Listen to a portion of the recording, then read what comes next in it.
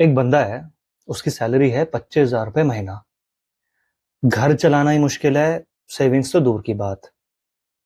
लेकिन मैं बोलता हूं, अगर वही बंदा पूरे डिसिप्लिन के साथ इन्वेस्ट करे तो 20 से 25 साल के बाद वो अपने आसपास के लोगों से ज्यादा सिक्योर और वेल्दी होगा। अब आप बोलोगे कि भाई, जब सैलरी कम है, सेविंग्स नहीं हो रही, तो इन्वेस्टमेंट कहां से करें? तो दोस्तों, यही माइंडसेट चेंज करने के लिए आज मैं ये वीडियो बना रहा हूं, क्योंकि सच ये है कि पैसे बनाना सैलरी पे डिपेंड नहीं करता, आपकी हैबिट्स और माइंडसेट पे करता है। आज मैं आपको 3 इन्वेस्टमेंट ऑप्शंस बताने वाला हूं। Safe option, medium risk option and high risk option, पूरे एग्जांपल्स के साथ, जिससे आपको ये समझ में आएगा कि कैसे छोटी investment over a period of time बड़ी बन सकती है। सबसे पहले, सबसे बड़ा मिथ, इन्वेस्टमेंट सिर्फ हाई इनकम अर्नर्स के लिए है। गलत। सच ये है कि अगर आप लो सैलरी, लो इन्वेस्टमेंट अमाउंट से भी शुरू करते हैं तो आपके पास एक हिडन सुपर पावर है, वो है टाइम। पैसे कमाना एक चीज है, लेकिन उसको मल्टीप्लाई करना एक अलग स्किल सेट है, और वो स्किल है कंपाउंडिंग। इसको एक एग्जांपल के साथ समझाता हूं। रमेश है और एक सुरेश है। रमेश, जो कि 25 साल की उम्र में 2,000 रुपये महीना इन्वेस्ट करता है 30 साल के लिए, और सुरेश, जो कि 35 साल की उम्र में 5,000 रुपये इन्वेस्ट करता है 20 साल के लिए। अब आप बोलोगे कि सुरेश ज्यादा पैसे बनाएगा क्योंकि वो तो 5,000 रुपये महीना इन्वेस्ट कर रहा है। नहीं, रमेश ज्यादा पैसे बनाएगा क्योंकि उसने टाइम को अपना दोस्त बना लिया है। सबसे पहला स्टेप है अपना माइंडसेट चेंज करना।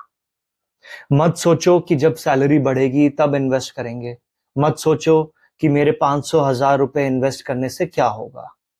सच ये है कि कंसिस्टेंसी आपकी छोटी इन्वेस्टमेंट्स को over a period of time बड़ा बना देती है।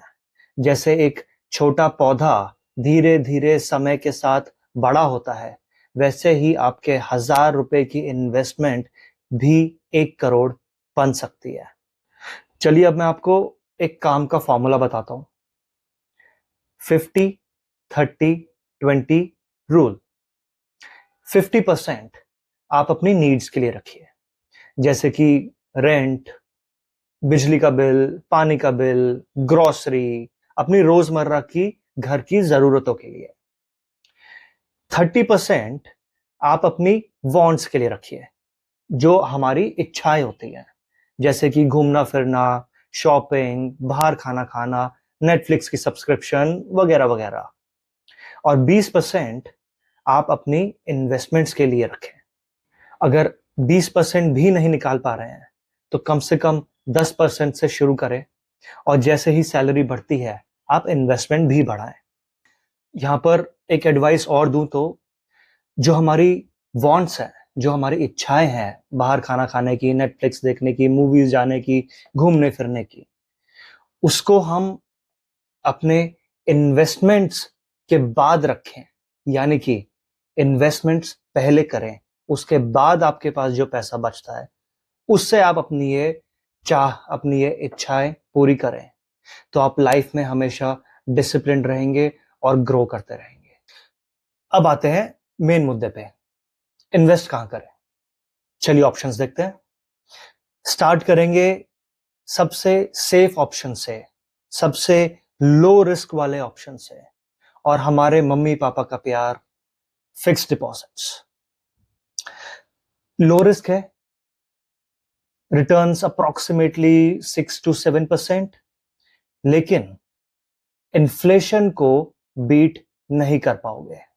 देखिए, यहां पर एक बहुत इंपॉर्टेंट पॉइंट है, इन्फ्लेशन, जिसका सीधा मतलब होता है आज जो आपके पैसे की वैल्यू है, 20 से 25 साल के बाद वो वैल्यू काफी कम हो जाएगी। यानी कि आज जो चीज आप 1 लाख रुपए में ले पाते हैं, 25 साल के बाद वो शायद आपको 4 से 5 लाख रुपए की पड़े। इसीलिए हमारे लिए बहुत जरूरी हो जाता है ऐसा इन्वेस्टमेंट ऑप्शन चूज करना जो हमको इन्फ्लेशन बीट करके दे। हमारी कंट्री का इन्फ्लेशन रेट है अप्रोक्सीमेटली 6%। तो चलिए फिक्स डिपॉजिट को और डिटेल में समझते हैं एक एक्सेल फाइल पर। तो यहाँ पर सैलरी है 25,000 रुपये महीना। Monthly investment to start with 5,000 रुपये महीना, जिसे हम हर साल 10% से बढ़ाएंगे, और इन्फ्लेशन रेट है 6%। तो 10 साल के बाद आपने इन्वेस्ट किए होते 9.56 लाख रुपीस, जो कि एफडी के रेट ऑफ रिटर्न के हिसाब से बन जाएंगे 13.38 लाख रुपीस, और 30 साल के बाद 1 करोड़ 89 लाख रुपीस, 88 लाख रुपीस की इन्वेस्टमेंट पे। देखिए, रेट ऑफ रिटर्न कम है फिक्स डिपॉजिट पे, बट सेफ ऑप्शन है। बहुत सारे लोग ओवर द एज ऑफ 50 इस ऑप्शन को चूज करते हैं क्योंकि रिस्क एपेटाइट ज्यादा नहीं होता, अर्निंग पोटेंशियल कम हो चुका होता है, वो सेफ खेलना चाहते हैं।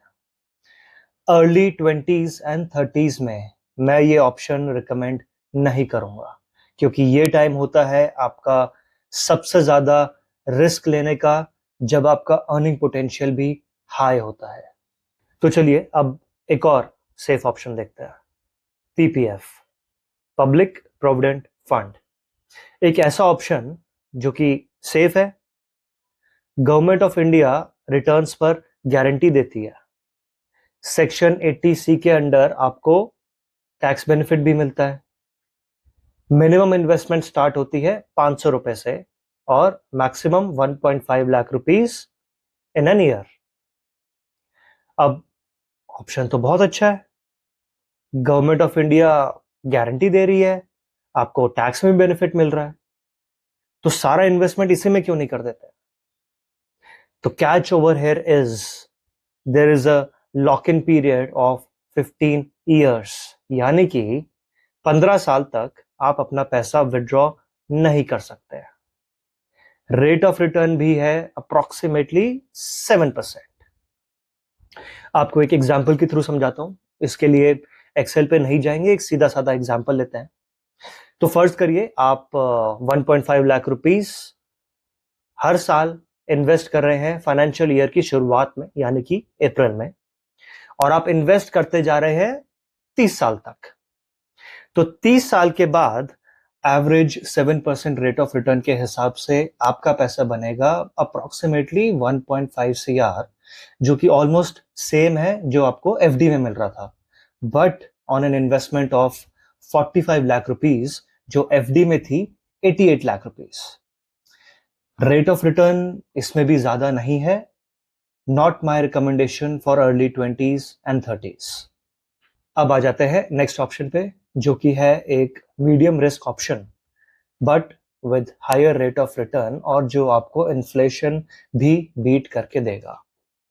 म्यूचुअल फंड्स में एसआईपी 500 रुपए से भी स्टार्ट कर सकते हो, रेट ऑफ रिटर्न रहता है अप्रोक्सीमेटली 12 से 15%। अब क्योंकि इन्वेस्टमेंट तो स्टॉक मार्केट में होता है तो रिस्क तो है, लेकिन यहां पर एक फंड मैनेजर होता है जो आपके फंड्स को मैनेज करता है, जिसको मार्केट की नॉलेज होती है, कब लेना है, क्या लेना है, कितने में लेना है, कब बेचना है, कितने में बेचना है, तो लॉन्ग टर्म में पैसा बन जाता है। चलिए इसका एक एग्जांपल दिखाता हूं मैं आपको। तो सैलरी लेंगे वही 25,000 रुपए, इनिशियल मंथली इन्वेस्टमेंट 5,000 रुपए, जिसको हम हर साल 10% से बढ़ा रहे हैं, और इन्फ्लेशन रेट ले रहे हैं 6%। म्यूचुअल फंड्स का रेट ऑफ रिटर्न यहां पर लिया है 12%।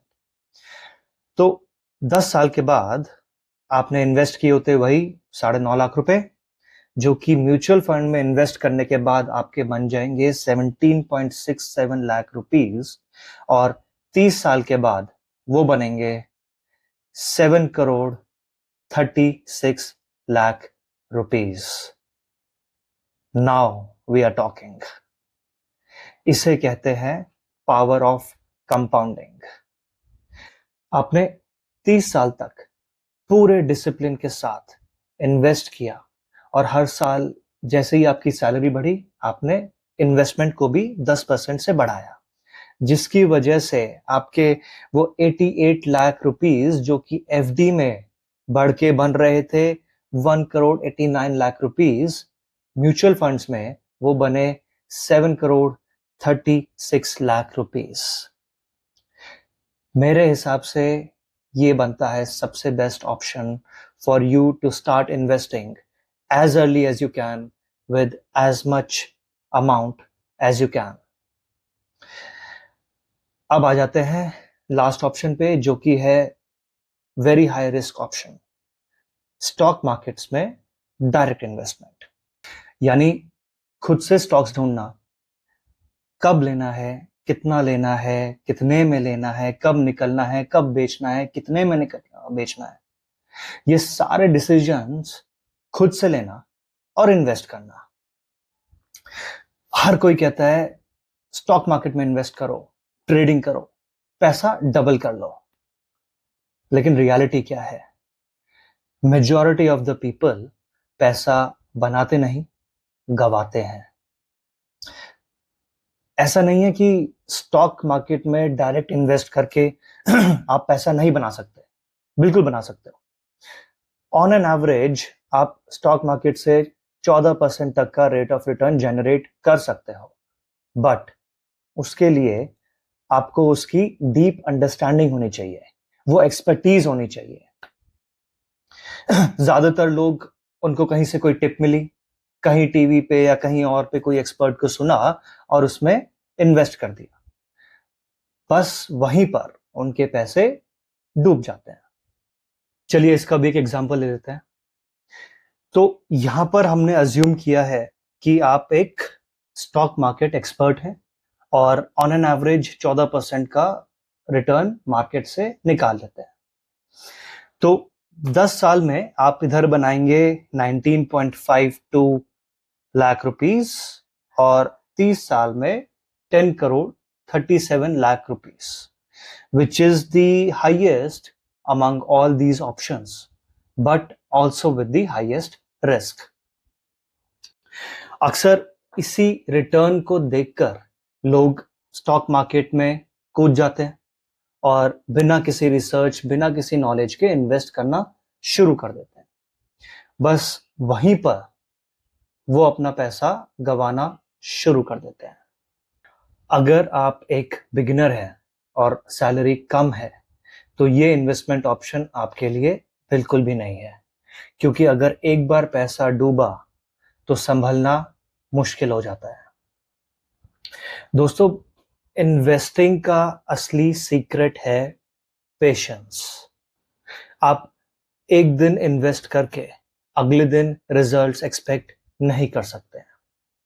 Stock market, mutual fund short term में ऊपर नीचे होते रहते हैं, लेकिन जो लोग 10 से 20 साल तक बने रहते हैं, असली विनर्स वही होते हैं।